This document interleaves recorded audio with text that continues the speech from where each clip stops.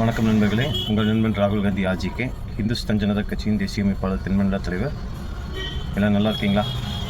இந்த வீடியோ வந்ததுக்கு முக்கியமான காரணம், நம்ம ஒரு விஷயத்துக்காக கடுமையாக போராடணும். என்னன்னு கேட்டால், கரூரில் நடந்த அந்த துயர சம்பவம், தாவேக சார்பில் நடந்த அந்த நிகழ்வில் ஒரு 41 பொதுமக்கள் உயிரிழந்திருக்காங்க.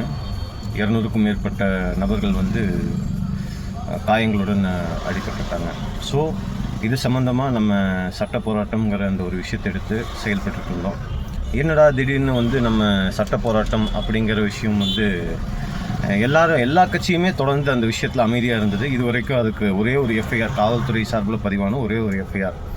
எந்த கட்சியும் ஒரு இரண்டு பக்கம் தமிழக அரசு எதிர்த்தும் எல்லாரும் சொன்னாங்க. அதே மாதிரி பார்த்திங்கன்னா, தாவேகாவுக்கு எதிராக யாருமே ஒரு நிலைப்பாட்டை வைக்கல. என்னன்னு கேட்டால், இது இந்த சம்பவமே முழுக்க ஒரு மனிதனால் ஏற்பட்ட எரர், சுயலாபத்துக்காக ஏற்பட்ட ஒரு அசம்பாவிதம். ஸோ அதை யாருமே ஒரு கண்டனம் அந்த அடிப்படையில் பார்க்காத விதம், நம்ம கடைசி வரைக்கும் அந்த தலைமையோட நடவடிக்கையோட இறுதியில் தான் அது மேலே நம்ம வழக்கே காவல்துறையில் புகார் அளித்தோம். சிபிஐ போய் விசாரணைக்கு ஆஜரானோம். எல்லாமே நடந்தது. ஒரு கட்சியுடைய தலைமையில் இருக்கக்கூடிய ஒரு தலைவருடைய நிலைப்பாடு எப்படி இருக்கணுங்கிறதுக்கு ஒரு தவறான உதாரணமாக இருக்கக்கூடிய நபராக தாவேக தலைவர் விஜய் அவர்கள் இருக்காங்க. இந்த சட்ட போராட்டத்தில் நம்மளுக்கு கிடைத்த வெற்றிங்கிறது வெளியே தெரியலனாலும், ஒவ்வொரு நொடியும் அந்த மக்களுக்காக நின்று கேள்வி கேட்ட ஒரு தலைவராக, ஒரு கட்சி தலைமையாக இந்துஸ்தான் ஜனதா கட்சி பெருமை கொள்கிறேன். காரணம் என்னென்னா, பல இடையூறுகள் நம்ம வெளியே சொல்ல முடியாத அளவுக்கு.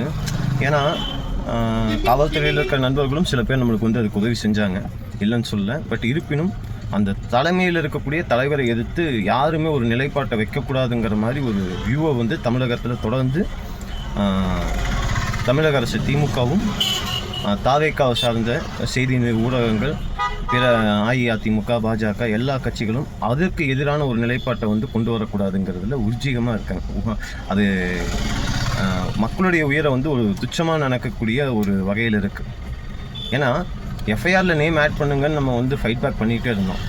கடைசிக்கு இப்போ சிபிஐயில் உங்களால் முடிஞ்ச சம்மன் அனுப்புங்கன்னு சொல்லி நம்ம அஜய் ரஸ்தோகி சார் இருந்தார். அப்போ நேரடியாகவே சந்தித்து அவர்கிட்ட தெளிவாக கேட்டேன்.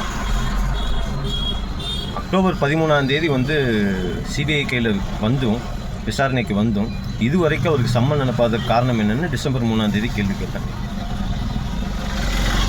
உங்களுக்கு அவரை ப்ரொடெக்ட் பண்ணுங்கிற ஒரு திங்கிங்கில் இருக்கீங்களா, இல்லை அவரை பார்த்தா பயமாங்கிற அந்த கான்செப்ட்லையும் கேட்டேன்.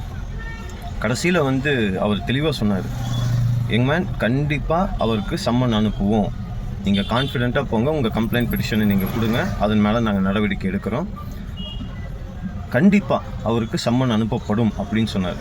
சொல்லி கரெக்டாக ஒரு மாதத்துக்குள்ளே ஜனவரி 12 சம்மன் அனுப்புவதற்கான உத்தரவு வந்திருக்கு.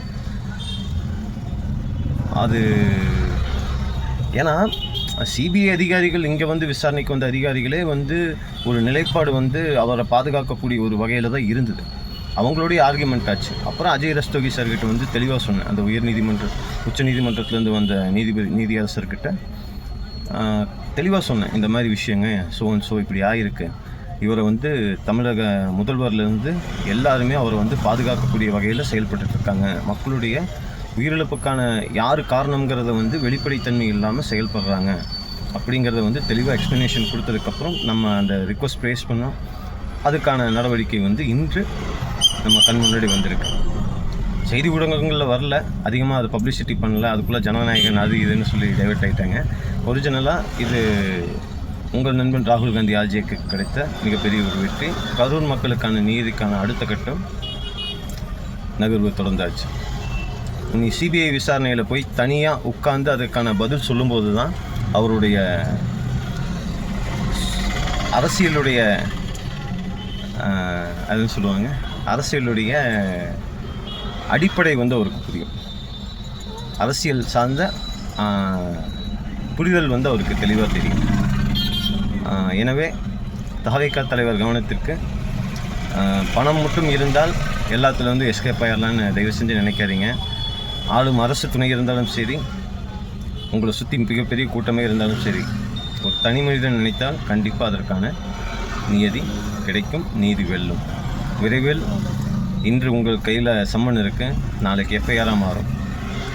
அது உறுதி செய்யப்படும், அந்த குற்றம் உறுதி செய்யும் பட்சத்தில் விரைவில் சிறையும்.